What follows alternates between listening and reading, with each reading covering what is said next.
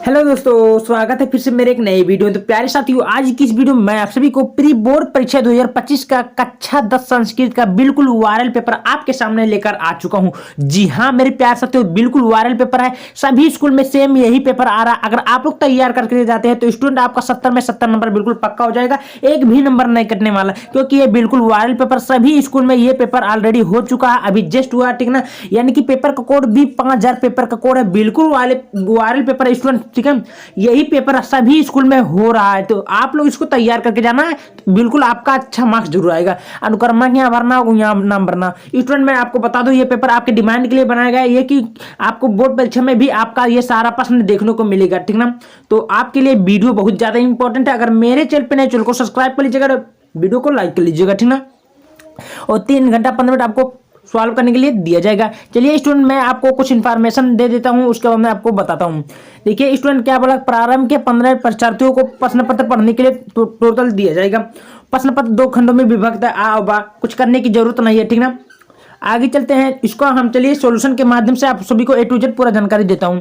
Student सबसे पहले मेरा आ खंड आ में, और खंड आ में मेरा क्या बहुविकल्पीय प्रश्न, ठीक ना, जो कि आपको ओ या मार्कशीट में देना होगा। कहां बोला कि देखिए, कुछ बोला कि निम्नलिखित प्रश्नों को उत्तर दिए गए निर्देशानुसार ओ या मार्कशीट आंसर शीट पर देना होगा, ठीक है। आपको ओ या मार्कशीट आपको मिलेगा अलग से, उसी में आपको टिक उक मारना होगा। तो चलिए मैं एक दो बता देता हूं, और बाकी आप सब कर लीजिएगा, ठीक ना। तो किस प्रकार है देखिए, मैं आपको बता देता हूँ।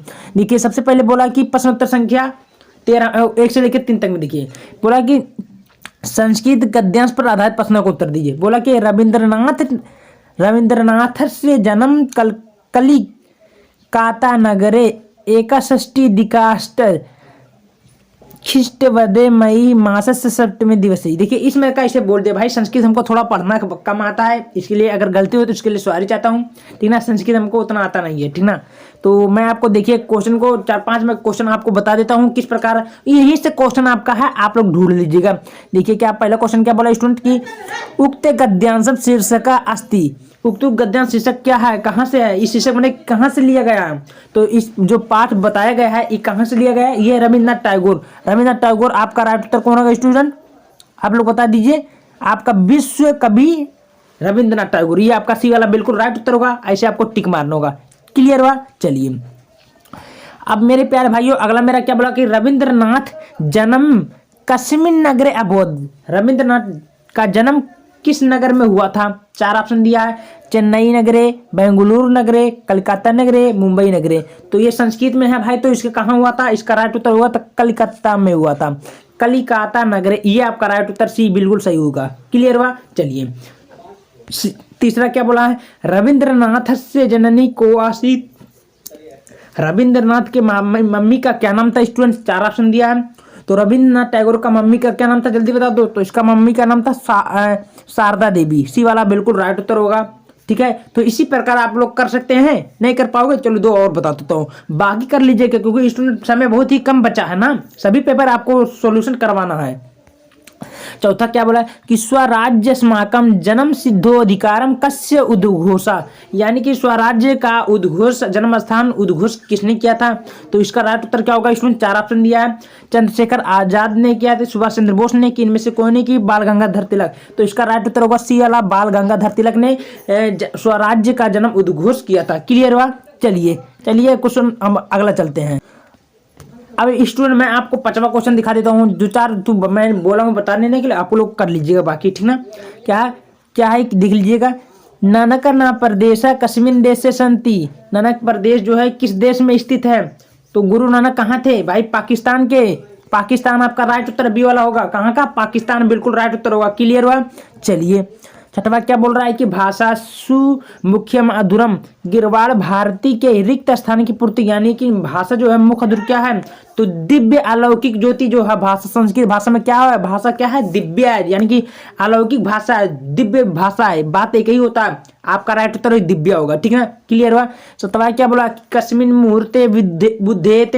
भाई कस्मिन मुहूर्ते बुद्धेत, तो मैं कस्मिन यानी कि कहाँ, कब मुहूर्त शुभ माना जाता है। भाई मुहूर्त कब शुभ माना जाता है, दिन में कि रात में कि ब्रह्मों के इनमें से कौन है। तो दिन में मुहूर्त का शुभ माना जाता है, दिन में कहते हैं ना शुभ मुहूर्त होता है, वही होता है। आपका राइट उत्तर दिन में होगा।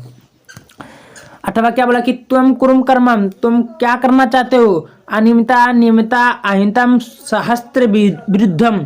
भाई तो हमें नियमों का पालन करना चाहिए। नियमिता आपका राइट उत्तर होगा बी वाला, तो सारा आप लोग कर लीजिएगा।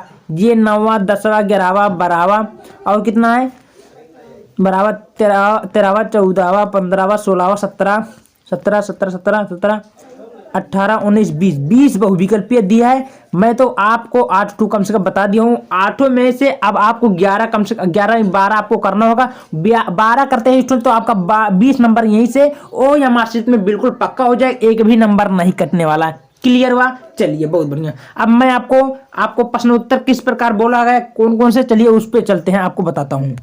चलिए स्टूडेंट मैं अब खंड बा में आपको दिखाता हूँ। खंड बा मेरा क्या वर्णनात्मक प्रश्न है, ठीक ना। बोला है 21 में, निम्नलिखित संस्कृत गद्यांशों में किसी एक का संदर्भ हिंदी में अनुवाद करिए। स्टूडेंट 4 नंबर को आपको देखने को मिलेगा। 4 नंबर का बोला, देखिए अब आपको क्या करना, कुछ करने की जरूरत नहीं स्टूडेंट, ठीक ना। अब आपको बोला क्या कि अस्या भाषायां साहित्यम सर्वथा सुविशालम विद्यते तत्र संस्कृत साहित्यम गद्य पद्य चंपू प्रकारम विद्या विभाज्यते। संस्कृत साहित्यम नितंत्रुनिता भाववेद सामर्थ्य संपन्नम साधारण श्रुति में क्या बोला, उसके बाद में आगे देखिए यहाँ तक मान लीजिए ऐसे दे देगा। बोला क्या, आपको हिंदी में अनुवाद करना है, ठीक ना। तो आस्या मान क्या होता है, या भाषा सहित साहित्य सर्वदा सुविशाल यानी प्रसिद्ध है। ये जो भाषा संस्कृत भाषा है और सुविख्यात यानी कि प्रसिद्ध भाषा है, सब लोग जानते हो। तो स्टूडेंट आपको ऐसी प्रकार आपको हिंदी में अनुवाद करना होगा, कर लीजिएगा, ठीक ना। अथवा करके दिया प्यारे स्टूडेंट, उसको नहीं आता तो नीचे वाला यहाँ से लेकर दिया गया यहाँ तक कर सकते हैं, कर सकते हैं। चलिए स्टूडेंट मेरा 22वां क्या बोला उसको भी देख लेते हैं। 22वां क्या बोला है कि निम्नलिखित पाठों में किसी एक पाठ का सारांश हिंदी में लिखिए। स्टूडेंट सारांश बोला जो कि आपको हिंदी में देना होगा। नैतिक मूल्यानि आदि शंकराचार्य जीवनम निहितम बने। तो आदि गुरु शंकराचार्य पे बहुत इजी है, इसको कर लेंगे तो आपका भी 4 नंबर रखा हुआ है, ठीक है, कोई दिक्कत स्टूडेंट नहीं होगा। अब 23वां मेरा क्या बोला है कि निम्नलिखित में श्लोक का किसी एक श्लोक का संदर्भ संदर्भ हिंदी में अनुवाद करें, यानी कि संदर्भ आपको ले देना स्टूडेंट 4 नंबर का।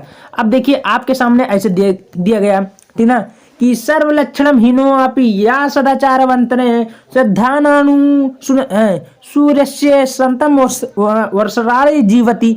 तो मतलब ऐसे दिया गया, तो आपको एक पोयम, तो इसका संदर्भ आपको व्याख्या करना होगा, अनुवाद करना होगा। आपका 4 नंबर रखा हुआ है, ठीक है स्टूडेंट, कोई दिक्कत नहीं। उसको नहीं तो नीचे वाला कर सकते हैं, आपको दिया गया। अब 24 क्या बोला उसको भी देख लेते हैं स्टूडेंट। निम्नलिखित सुसुक्तियों में किसी एक सुक्ति की हिंदी व्याख्या करें। 3 नंबर को आपको दिया गया। तो भाई क्या बोला है, एक का आपको का हिंदी में व्याख्या करना होगा। चाहे श्रद्धानु लभते ज्ञानम न सुखम संस्यातमम। तीसरा क्या है, गायतु गीतम कर्म महत्वम योग क्षेप विधानम। तो भाई तीनों में कि एक को आपको इसका व्याख्या करना होगा, कोई भी कर सकते हैं, ठीक ना।